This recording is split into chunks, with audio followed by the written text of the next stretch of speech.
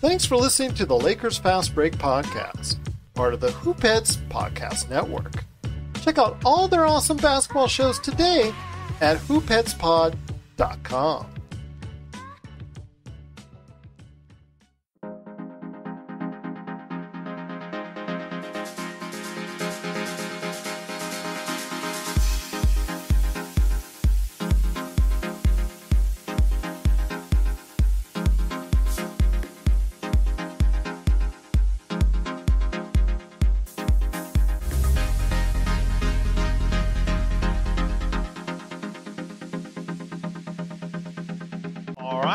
For another episode of the Lakers Fast Break podcast. It's Gerald Glassford coming right back at you from Lakers Fast Break. Pop Culture Cosmos, Inside Sports Fantasy Football, and Game Source. We truly appreciate everyone out there listening to all our shows. And if you can, please give us a 5-star review on Apple Podcasts. Plus, if you can like, share, subscribe, follow, or do anything that you can to support us right here at the Lakers Fast Break. And our new network that we're so happy to be part of, that's the Hoopheads Podcast Network. It is truly appreciated. But I'll tell you what, a fun game today, although kind of upset a little bit for blowing a 10 and 15-point lead at various times throughout the ball game. But for LeBron James, a really stellar performance. Nice to see LeBron putting his stamp on the MVP race. And I think he was a little bit frustrated. You could tell during the course of the game because of the fact that, again, they not only gave up one big lead of double digits, they gave up two big leads of double digits. So that's not exactly going to warm him over. But I will tell you this, that the Lakers did come out ultimately on top. They did pull away 116-105 over the Charlotte Hornets and a very impressive LaMelo Ball. And here today with a big smile on his face, and not just because of the Lakers. UCLA. Well, sorry, I can't do that. Fight on, Trojans. But anyways, at least, with the USC, we didn't have to go into a playing game this year. Yeah, but then again, who has more national championships? I know you could rub that in my face. But anyways, he's a happy man because he gets to rub it in on Sean, a.k.a. Magic Man, and LRob. It is the man behind Lakerholics.com. Be part of the conversation today at Lakerholics.com.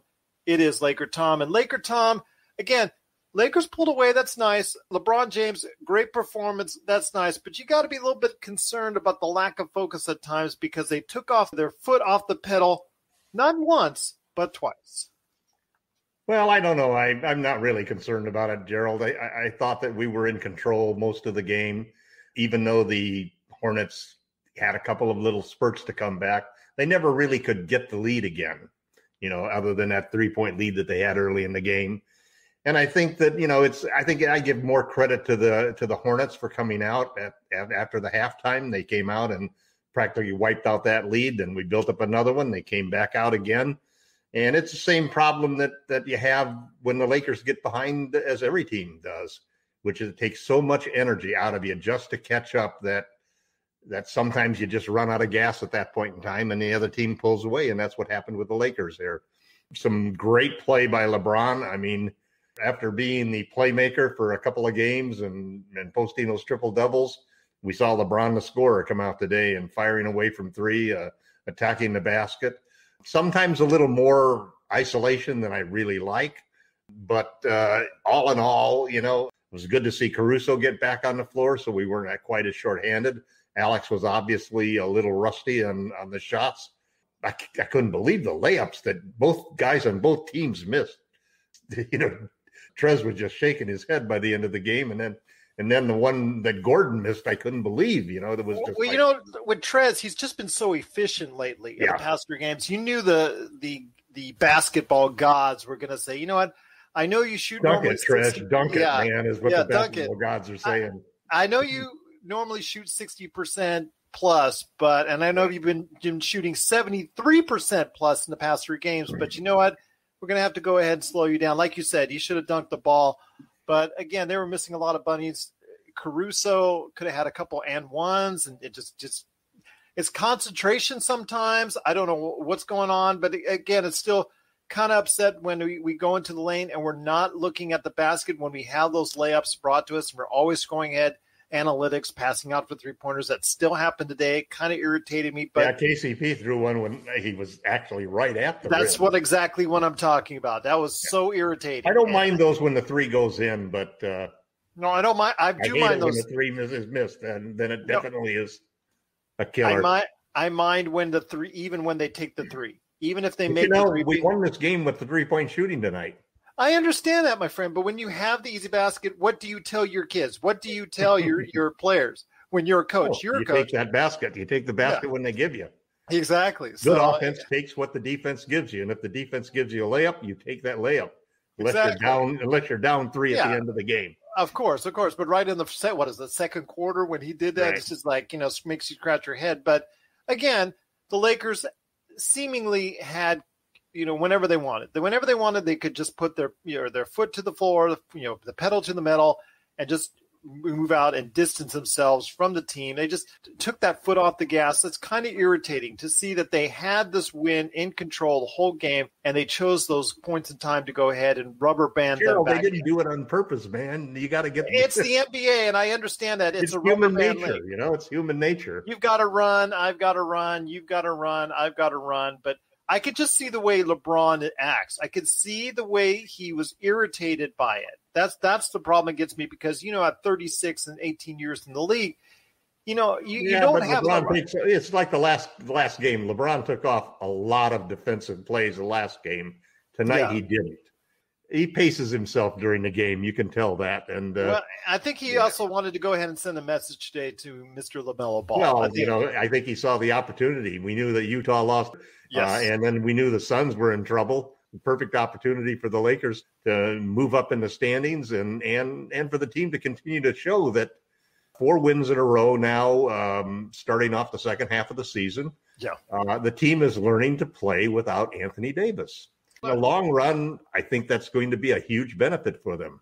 I want to ask you this. Dennis Schroeder, 22 points.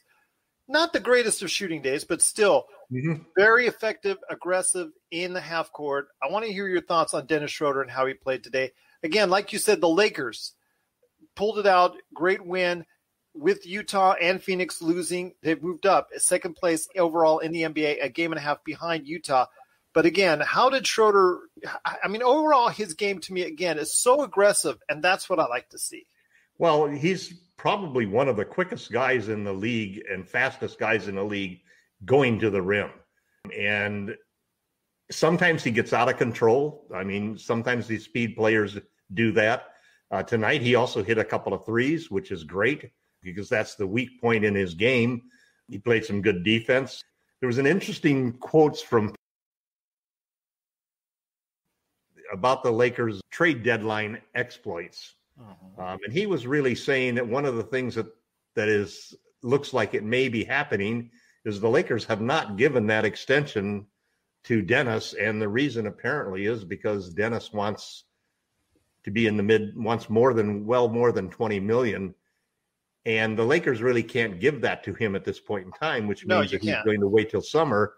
That opens up the door for possibly trading him, because if we aren't going to pay $25 million for him in the middle of summer, then we may well trade him.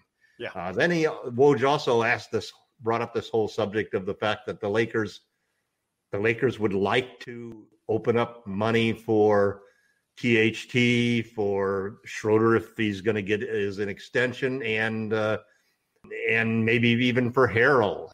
So you end up with a situation where there's a lot of talk that the Lakers might even be looking to trade for somebody on an expiring contract. That opens up all sorts of opportunities, one of which is Andre Drummond. Between KCP and Harrell, you've got $21 million that can bring back $26 million. But there's also the possibility he will come here on a buyout anyways. So why would you want to go to the process of a trade? I'm just bringing that to you, a scenario. Well, the reasoning behind that is, number one, you make sure that he doesn't go to the Nets, which is as much a possibility as the Lakers. And number two, you get some financial flexibility with it because you don't have those contracts going forward, so that you can spend the money on THT. You can spend the money on Schroeder, for example, if you were to trade KCP and Harrell, because we probably aren't going to be able to keep Harrell, especially if he plays this well the second half. And then there's the third thing, which is you get his bird rights. And that's one of the reasons why he's hesitant to do a buyout, because if there's a buyout, he loses his bird rights. And that means that teams aren't going to be able to go over the cap. So any team he's traded to, for example, can go over the cap to sign him as a free agent next summer because they have his bird rights. So there's a lot of reasons there. It's kind of interesting because it's the Lakers. Jeannie Buss says, hey, no problem. So, luxury tax, we'll pay it. Except then she's turning to Rob Pelinka, and Pelinka's got to figure out, okay, we may have $100 million luxury tax if we sign Schroeder. We've got KCP's raise coming in next year. We got Kuzma's raise coming in next year. We got THC. We got Alex Caruso that we want to keep. We've got to spend money for them. And so these are the types of things that the teams have to work out, because it's a combination of winning a championship, keeping your options open so that you can make moves. There's a lot of other good free agents out there this summer. Yeah. So looking for an expiring contract like Otto Porter Jr. or Drummond, those are opportunities that the Lakers might decide it's better off for them in the long run financially. Drummond is an interesting case because I've never been a big fan of his.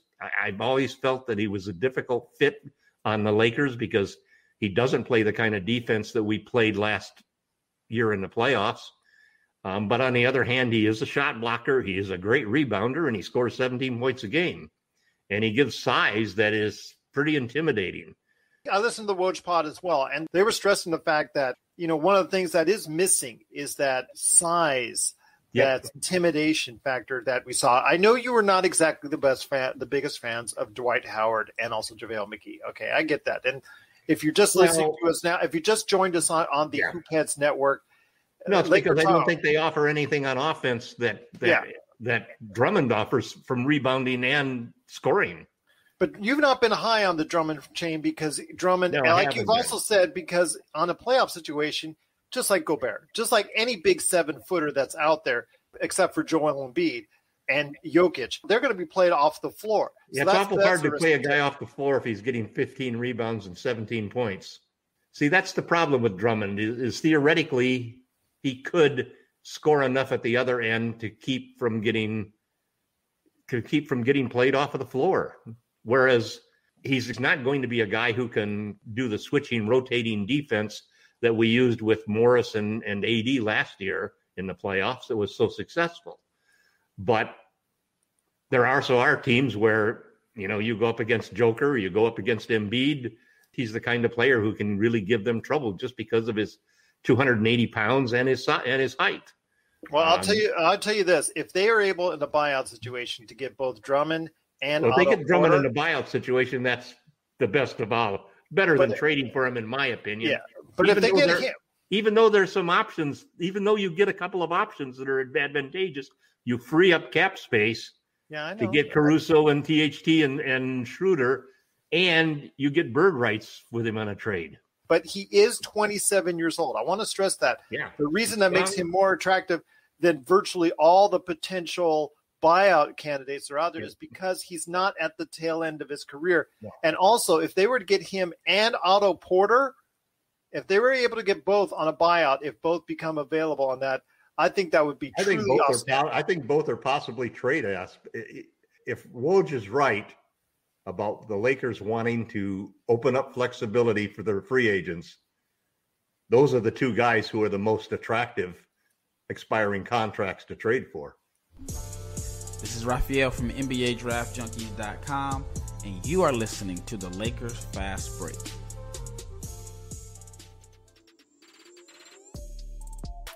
Hey, hoopheads, we all hate ankle sprains, and they happen way too often. Ankle injuries are the #1 sports-related injury. Arise is trying to change that. With the iFast, your athletes get preventative protection and full mobility. Athletes no longer need to wear bulky braces that limit performance and give mediocre protection. Anyone playing sports should be using these products. Keep your athletes in the game. Don't wait for them to get hurt to take action. Visit www.arise.com, spelled ARYSE, and use the code HOOPHEADS to get 20% off the future of performance. That's ARYSE.com with promo code HOOPHEADS to get 20% off. Well, we'll see what happens, my friend, with that, and we'll talk more about that in the coming days because it is a week from today when the NBA trade deadline hits. There's a game on the 24th, so anything that's going to happen is going to happen before that game on the 24th. That's for sure. Got games before the Lakers will make a decision on the trade situation. But once again, the Lakers did pull away in the fourth quarter, 116-105. It's becoming old hack by now that they do pull away in the fourth quarter, but we'll take the win. Again, winners of 4 in a row since the All-Star break, and now in second place overall in the NBA. A game and a half, creeping up a game and a half behind the Utah Jazz, who surprisingly lost at Washington today. I was listening to that game, and I couldn't believe it. I told my daughter, my gosh. I watched the game. If I told my daughter, I said, I'm here in Vegas, and if I was right now in the books, I would go ahead and bet second half on the Jazz and take all the money I can. And sure enough, they didn't do it. You know, it was crazy they didn't get it done. Online. Yeah, I mean, serious. That was easy money. Now, mind you, they actually no, they didn't even make up the spread on that. So yeah. I will just say this, that it was a great game as far as from the standpoint we got to see the young and the old as far as the playmakers and the future for the Lakers short term and the future for the Charlotte Hornets long term. I want to get your final impressions of this game today with LaMelo Ball, and how far do you think that this Charlotte Hornets team can advance with him as the main player on their roster?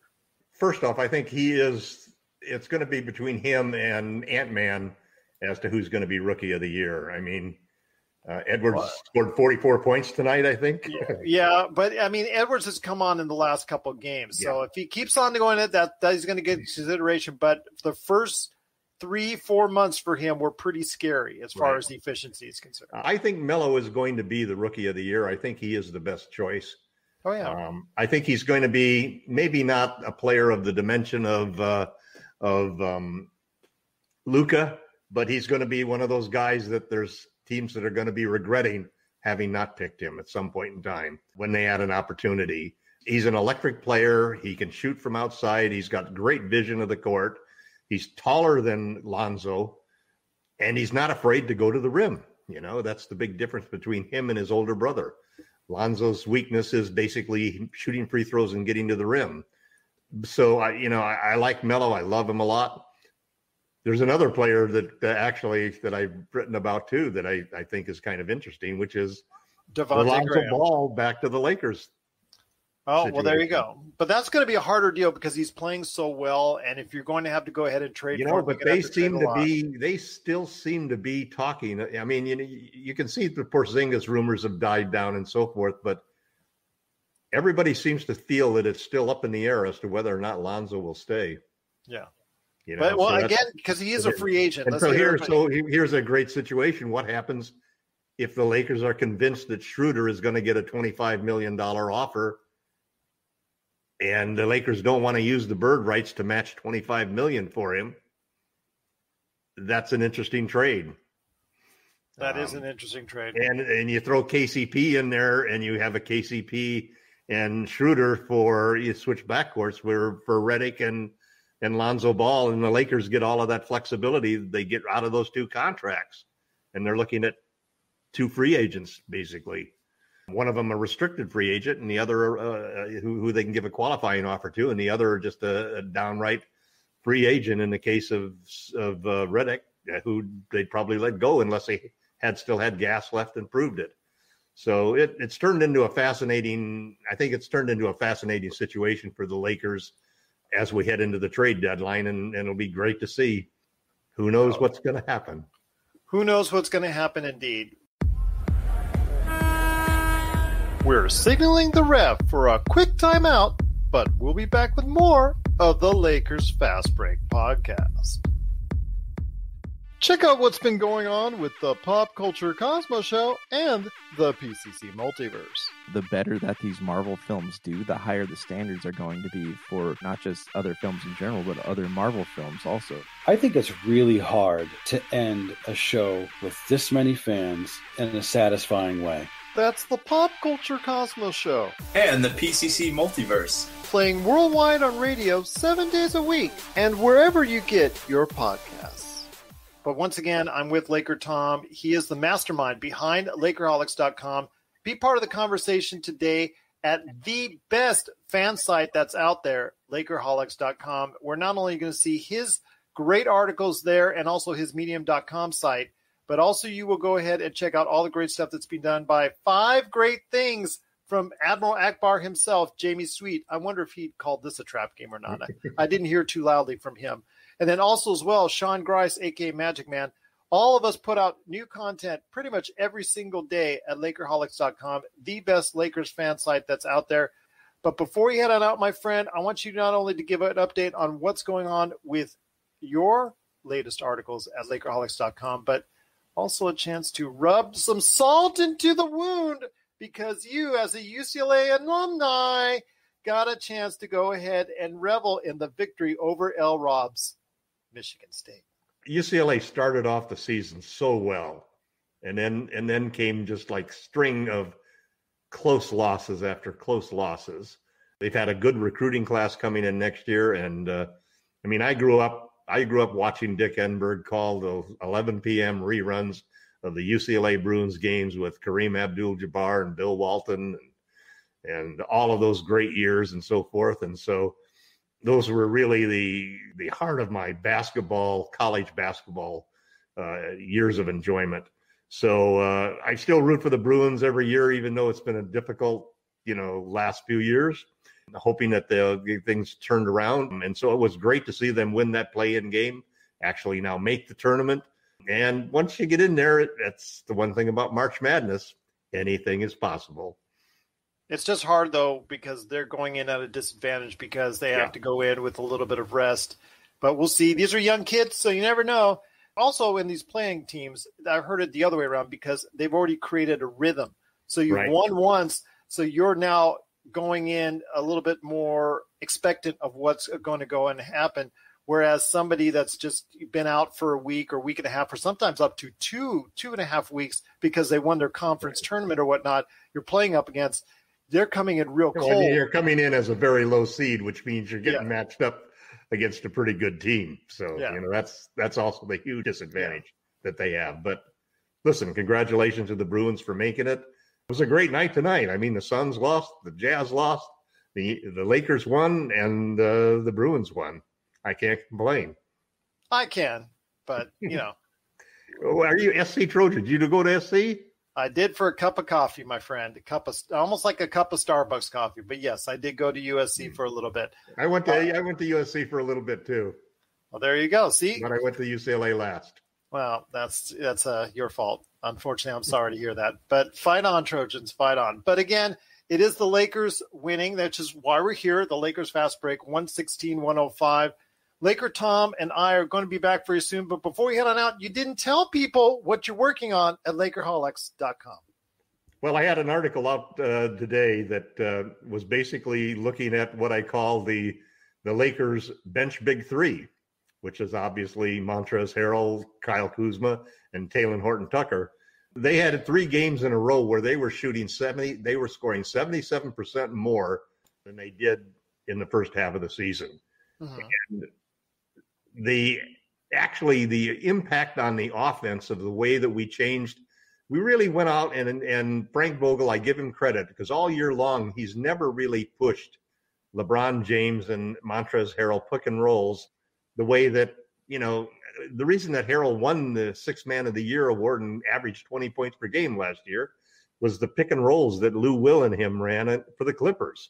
And we'd never really taken advantage of giving Trez his big opportunity, and we did in the first 3 games of the season or of the second half of the season, and that strategy opened it up. We averaged 31 assists. We went to the free throw line 30 times, and we shot 40% from the 3-point line.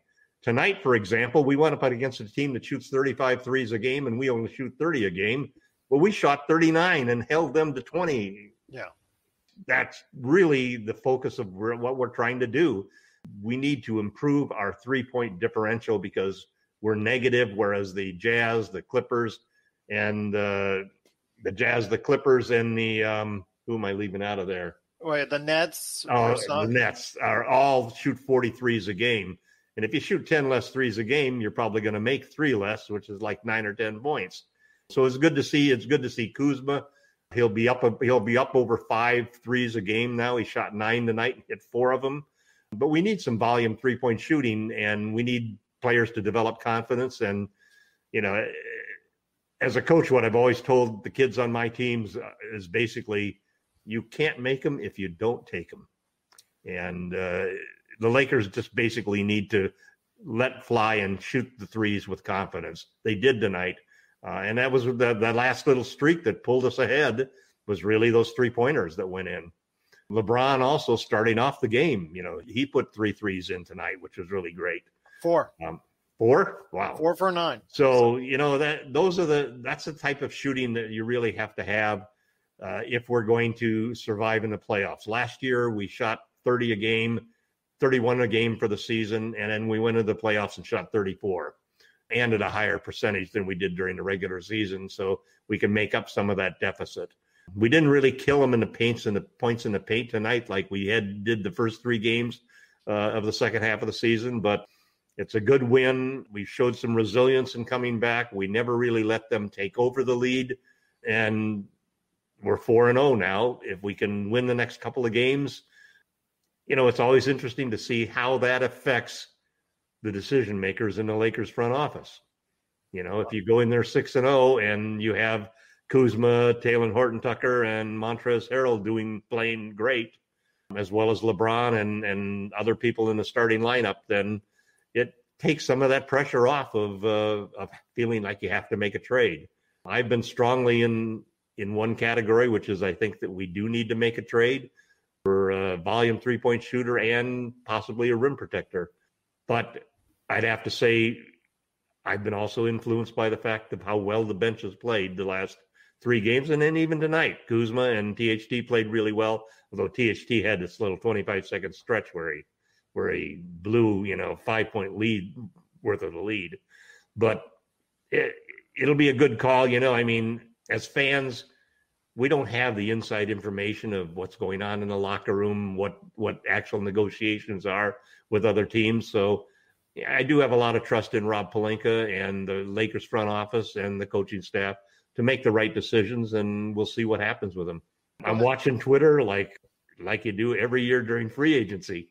It's the free agency and the trade deadline are the 2 times when you really as a fan have a chance to see what's going to happen with your team and what changes could really change the dynamics of the future.